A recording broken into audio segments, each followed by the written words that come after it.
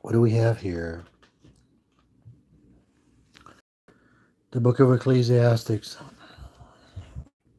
The word preacher, the son of David, king of Jerusalem.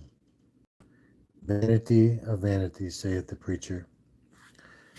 Vanity of vanity, all is vanity. What profit hath a man for all of his labor which he had taken under the sun? One generation passes away, another generation cometh, but the earth abideth forever. The sun also arises, and it goeth down, and hastens to his place where it came from. The wind goeth upward to the south, and turneth about to the north. It whirleth about continually. The wind returneth again according to its circuits. All the rivers run into the sea, yet the sea is not full, into the place from where it came from. Hither they return again. All things are full of labor. Men cannot utter it. The eye is not satisfied with seeing, nor the ear filled with hearing. The thing which hath been, it is that which shall be. And that which is done is that which shall be done. There is no new thing under the heavens, under the sun. I'm just throwing a few words in. Thing under the sun. Is there anything whereof it shall be said, see, this is new? It hath already of old time, which was before us. In other words, everything that has been done, it's been done before. So all this technology they've had it here before on the earth, I do believe. With the pyramid towers, and those towers are everywhere, you guys, even under the ocean. That proves that the world was flooded by flood. Those pyramids are everywhere, all over. And I do believe that's how they communicated, I believe, with the pyramids, you guys. There is no remembrance of former things, neither shall there be any remembrance of things that are to come, and these that shall come after. I, the preacher, was king over Israel and Jerusalem. I gave my heart to seek and search by wisdom concerning all things that are done under heaven. This sore travail God hath given to the sons of man, to be exercised therewith. I have seen all the work that are done under the sun, and behold, all is vanity and vexation of spirit. You guys notice this whole life is just vanity? I mean, you go on a vacation, you work 40 hours a week, you go home every day, you have the same food over and over and over. You just go on a vacation, it never satisfies you. The next year, you have to go on another vacation because it's all vanity, guys. Vanity and vanity is life. You can get dogs, yeah, they last for what, 10, 15 years, and then they die. You can get fish, they last maybe, what, a couple of years, then they die. You go on vacation this month, and then next year you go on another vacation. We're always looking for the next new thing. And I think that's what he was talking about when he said, I have seen all the work that are done under the sun, and behold, all is vanity and vexation of spirit. That's why if you're an unbeliever, you're never going to be satisfied with anything in this world. I have a brother, he has like 4 cats, 3 dogs, and a whole room full of birds, different birds. It's because there's an emptiness in his soul. Like the preacher says, all is vanity. All is vanity and vexation of spirit. Everything is vanity, guys. The only thing that matters is what we did for Christ. Soon this life will be past. Only thing that matters is what we did for Christ. That which is crooked cannot be made straight, and that which is wanting cannot be numbered. I commune with my own heart, saying, Lo, I have come to great estate, and I have gotten me more wisdom than all they that were before me. In Jerusalem, yea, my heart had great experiences of wisdom and knowledge. He was looking for stuff. He was looking, and he never could be satisfied. Let's go on to read. I'm reading Ecclesiastes chapter 1. I'm in verse 17. I gave my heart to know wisdom and to know madness and folly. I perceived this also as vexation of spirit. So what this is saying, okay, he gave his heart to wisdom and knowledge, madness and folly. He probably, got drunk a few times, joked around, jesting and stuff like that. It was all nothing. It all added up to nothing, you guys. I perceive that this also is vexation of spirit, and in much wisdom is much grief, and he that hath increased knowledge increases sorrow. Because you know what happens when you increase knowledge? You become like a philosopher, and you start believing philosophy, Philosophy, here's the definition of philosophy. Philosophy is a black cat in a dark room looking for his own shadow. It doesn't really profit anything. And at the end of the day, right here, it's all vanity and vexation of spirit. So all these non-believers out there, they're looking for the next best thrill, the next best thing, the next best vacation, the next new car, the newest home, envy, it's it doesn't profit anything, you guys. It doesn't profit anything. And much wisdom is much grief, and and that it increased knowledge. If you increase knowledge, you increase sorrow. So the more stuff you know, like about the end times and stuff like that, and all these false teachers, false preachers out there, the more of that stuff, that negative energy you get inside of you, it doesn't profit anything. So that's why the only thing that profits anything is telling people about Jesus Christ or proclaiming the gospel of Jesus Christ. Nothing else profits anything. I said in my own heart, go now, I will prove thee with mirth.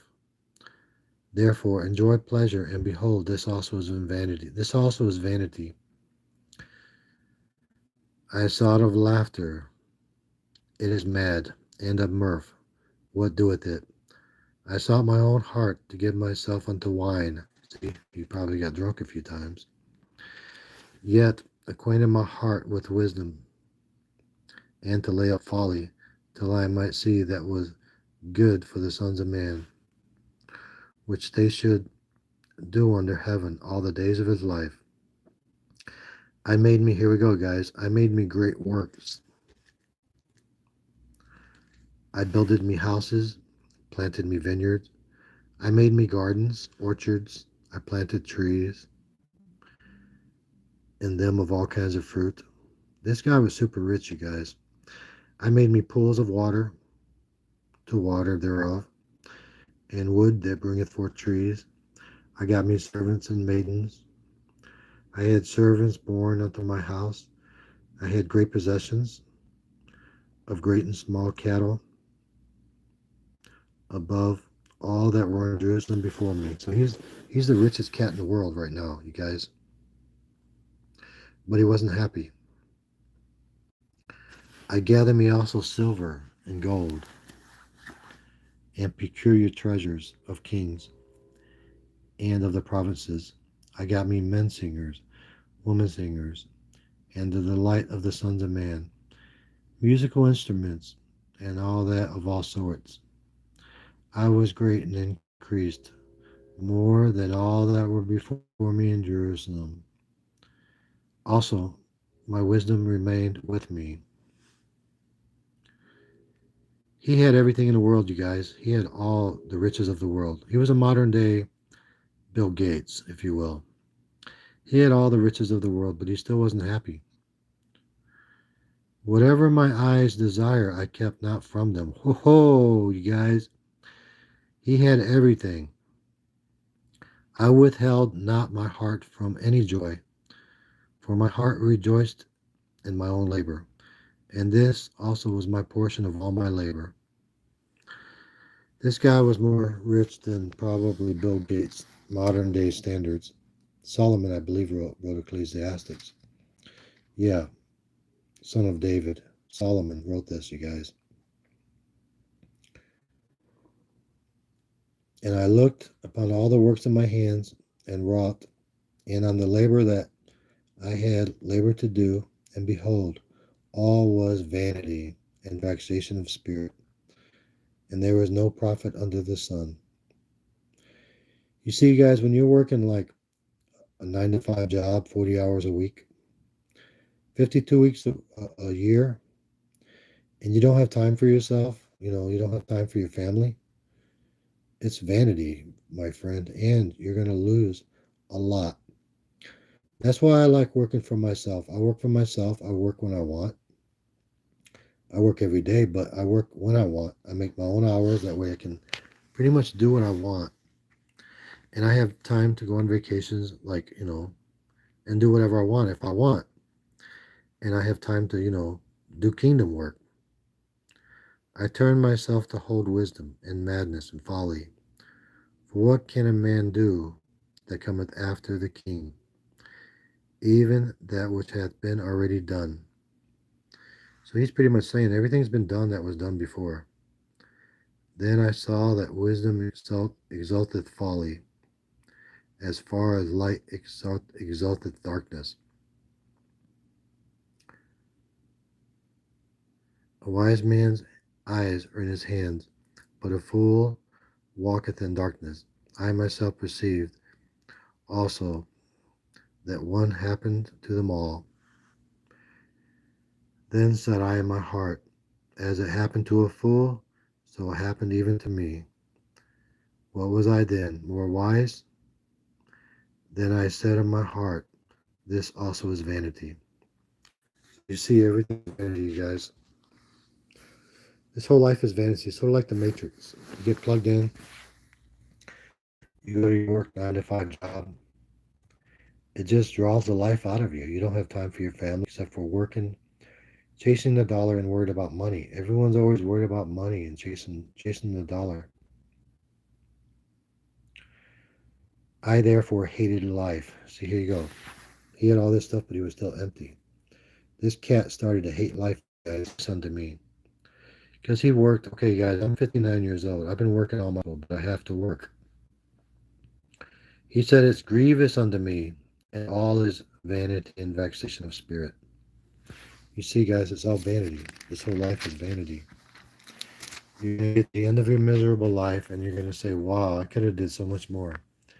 I could have spent more time with my family. I could have, loved more. I could have encouraged more people. I could have been a better steward of what God given me, but no, I wasted it on working. And okay, I'm going to keep reading. Yea, I hated all my labor which is done under the sun, because I knew I leave it unto a man that shall be after me. So what he's saying here, he's going to work and get all these riches, and he's going to leave his inheritance. But he's not sure what the next man's going to do with all the inheritance. Is he going to be a sinner and just, you know, is he going to is Solomon going to sow into Satan's kingdom? I mean, you're going to get all these riches, and then you're going to leave them to your children, and you don't know what they're going to do with the riches. They could squander it. They could, they might make do. They might do good. They might do good things in the world. But if they're not a believer, they're going to squander the money. They're going to buy cars, wine, marijuana. They're not going to do anything good for the kingdom. So this is how I look at it. If you raise your children up in the way they should go, when they get old, they will not depart from it, right? So what he is saying here is, I'm going to work my whole life, and I'm going to give everything I have to somebody I don't even know. He's saying probably to his child or grandchild. Because listen, I hated all my labor which is done under the sun. Because he didn't know. Okay, I'm just going to keep reading. And who knoweth whether he shall be wise man or a fool? See, Solomon didn't know. Am I going to leave it to a fool or am I going to leave it to a wise man? Yet shall he have rule over my labor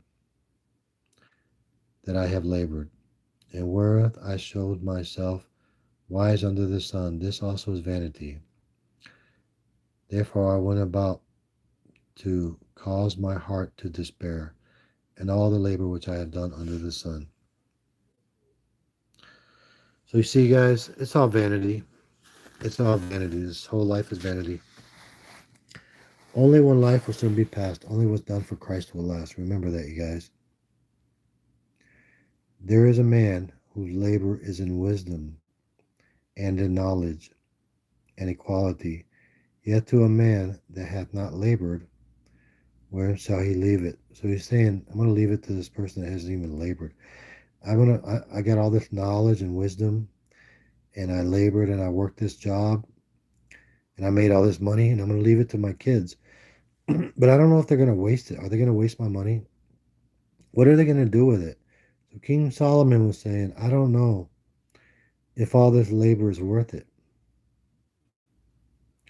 For what hath a man of all his labor and of the vexation of his heart, wherewith he hath worked worth making all this money, buying all these cars, all these homes, getting drunk all the time, fornicating?